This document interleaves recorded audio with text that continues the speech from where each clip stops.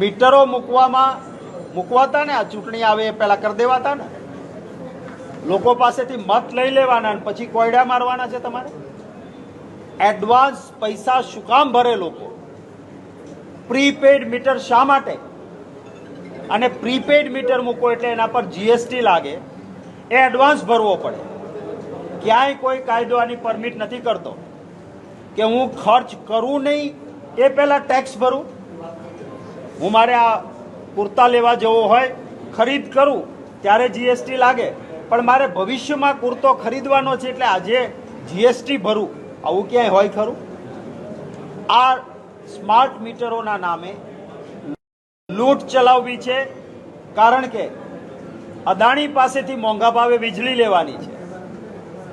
એ મોંઘા ભાવે વીજળી લેવાની પોતાના મિત્ર માટે એનો ભોગ ગુજરાતના મતદારોએ બનવાનો. હવે એક સરકાર એમ કહે છે કે આ તો ગ્રાહકોના હિતમાં છે. હું કાયદો જાણું છું. ગ્રાહકોના હિતમાં હોય તો એને ઓપ્શન આપો કે ભાઈ મારે મારું હિત જોઈએ છે, મને સ્માર્ટ મીટર આપો.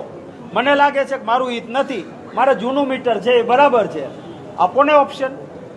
તો આ સ્માર્ટ મીટરના નામે પણ જે પ્રકારની પ્રવૃત્તિ ભારતીય જનતા પાર્ટી કરે છે એ ગુજરાતીઓ ઉપર અન્યાય છે. પરંતુ કહેવાય છે કે આખરે જનતાનો આક્રોશ જાગે ત્યારે ભલભલી સત્તા ભાગે.